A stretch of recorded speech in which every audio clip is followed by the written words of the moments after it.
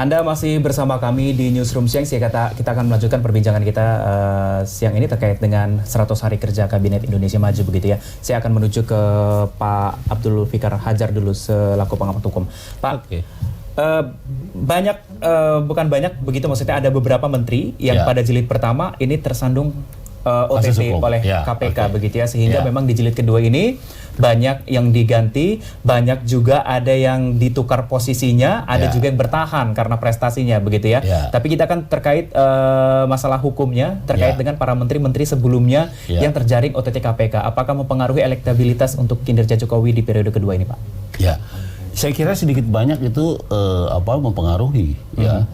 Tapi kemudian pakai sistem total football tuh kelihatannya kemarin Pak Jokowi itu ya, hampir semua hampir tidak, itu tadi saya bilang pertandingan menjadi tidak seimbang gitu ya, karena memang terlalu banyak suara yang masuk ini, meskipun di dalam real perhitungannya sebenarnya masih bisa diperdebatkan karena umpamanya ketika dibahas di Mahkamah Konstitusi sebenarnya ada juga gitu sesuatu yang nggak terbuka gitu ya, yang soal berapa jumlah pemilih seluruhnya sampai sekarang belum ada kepastian tuh sebenarnya ya, berapa suara yang masuk, perbandingan antara suara pemilih dengan pemilih yang real berapa. Nah itu juga sebenarnya masih jadi tanda tanya gitu, meskipun ya karena itu kemudian KPU menjadi salah satu lembaga yang kurang dipercaya oleh masyarakat saat gitu. ini ya. Iya, saat ini sampai terakhir kan ada kasus yang kemarin Wahyu Setiawan, salah satu komisionernya kan gitu. Baik, saya ke Mas Dedi. Mas Dedi,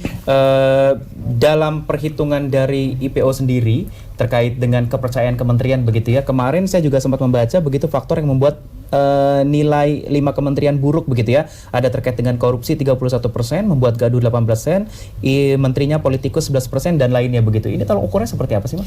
Jadi kan setiap survei itu, terutama yang kami lakukan terbiasanya adalah persepsi itu kan kita capture dari publik, kemudian kita harus tahu alasan-alasan mereka menjawab itu apa yang paling memotivator atau paling faktor penentu kira-kira itu. Kemudian ada satu skema penting yang menurut kami ingin mencari tahu apakah dalam kurun waktu 100 hari ini ada penilaian terhadap kementerian-kementerian yang dianggap tidak produktif. Ya bahasa kasarnya mungkin buruk begitu ya. Kemudian ketika publik selesai menjawab itu, kami perlu tahu kenapa mereka bisa dianggap sebagai yang terburuk misalnya. Oh karena terlalu banyak isu korupsi di kementerian ini dan mungkin entah selesai entah tidak. Ini rentan usia berapa yang diambil? Kami tidak menargetkan usia, tapi kami menargetkan batasan-batasan responden itu adalah pendidikan minimum adalah sekolah menengah atas. Kenapa kami batasi dari sisi pendidikan bukan dari usia? Karena paling tidak ketika survei dilakukan bisa melihat ya ada dialog antara surveyor kami di lapangan dengan responden. Karena ada beberapa responden yang mungkin tidak tahu informasi detail tentang kementerian. Mereka tahu misalnya, saya tahu ada gagasan atau ide misalnya Merdeka Belajar misalnya. Begitu kita tanya, Bapak Ibu tahu tidak program itu dari siapa? Mereka tidak tahu. Makanya kemudian perlu diingatkan, program itu adalah dari kementerian ini segala macam. Jadi survei dengan metode kami yang kami sebut dengan well-being metodologi ini adalah yang paling mendasar adalah dialog. Jadi bukan persoalan mereka menjawab kemudian kami langsung terima betul-betul, tidak. Begitu mereka menjawab, kami akan konklusikan seluruh data, kemudian kami harus kaji ulang begitu kira-kira. Baik, saya mau ke Pak Dedi juga Pak Abdul sekarang ya, Mas Dedi maksudnya. Presiden ini kan sekarang memiliki wakil presiden begitu ya, Pak Ma'ruf Amin begitu ya. Meskipun kita juga antara melihat dan tidak melihat begitu ya antara kinerja dari Bapak Ma'ruf Amin ini sendiri gitu. Dari pihak IPO sendiri ada tidak sih survei terkait dengan kepuasan ataupun tidak kepuasan dengan adanya wakil presiden saat ini? Jadi sebetulnya memang secara keseluruhan riset kami ini adalah untuk kondisi pemerintahan secara nasional. Hanya saja kami tidak memilah mana yang lebih berperan, apakah presiden atau wakil presiden. Karena upaya kami, kalau misalnya kami harus lakukan itu, kami tidak mau kemudian memunculkan polemik. Misalnya harus menghadirkan dua matahari misalnya, kemudian membandingkan kinerja mana yang lebih baik antara wapres dan presiden. Tapi paling tidak, memang ada satu hal yang konsisten di presiden hari ini, sama seperti periode yang sebelumnya, yaitu presiden terlalu one man show. Jadi beliau punya wakil presiden, kemudian punya para menteri, tapi lebih banyak yang bekerja adalah beliau. Jadi menurut saya ini juga tidak baik kalau dalam kondisi yang lama begitu. Karena tentu Pak Presiden punya batasan. Tidak mungkin semua hal bisa dikerjakan oleh presiden, terlebih tidak semua pengetahuan diketahui oleh presiden. Maka kemudian wakil presiden ini semestinya kalau dia diberi porsi, paling kurang samalah seperti ketika Pak Yusuf Kala dulu memimpin, punya fokus pada persoalan keeratan kebangsaan kita, punya persoalan, pokoknya urusan perdamaian internal negara dia urus, tentu ini akan lebih baik dan memudahkan begitu. Ini kalau kita berbicara mengenai porsi, sebenarnya porsinya sudah ada mungkin ya. Betul. Karena mungkin saya ke Pak Abdul Fikar.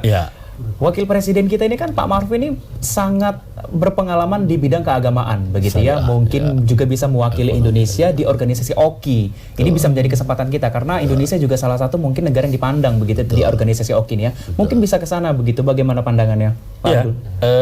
Susahnya kan begini. Sebenarnya lembaga presiden dan wakil presiden itu satu. Sebenarnya kan begitu ya. Tapi dalam konteks konstitusi umpamanya wakil presiden itu dianggap juga membantu presiden ketika presidennya tidak bisa melakukan pekerjaan sesuatu gitu. Tapi meskipun dia pembantu presiden, dia tidak sama dengan menteri. Ya, artinya bisa di levelnya masih di atas ya. Karena proses seleksinya kan satu elektif, yang satu kan pengangkatan kan gitu ya. Tapi meski begitu, mestinya ya seperti pengalaman wakil presiden yang lalu, mestinya ada bidang-bidang tertentu yang diberikan, diberikan untuk kemudian wakil presiden itu bisa mengaktualisasikan dirinya gitu, ya, mengaktualisasikan perannya juga di negara ini. Nah, karena itu benar ya, terlalu banyak one man show, terlalu banyak pekerjaan yang di-tackle sendiri ya. Oleh presiden gitu ya, sehingga peran presiden kelihatannya tidak punya peran apa-apa gitu. Nah, karena itu saya berkesimpulan gini, Pak Jokowi itu senangnya pilih presiden yang tua. Kita akan lanjutkan perbincangannya ya Pak ya, usai jeda pariwara berikut, tetap bersama kami.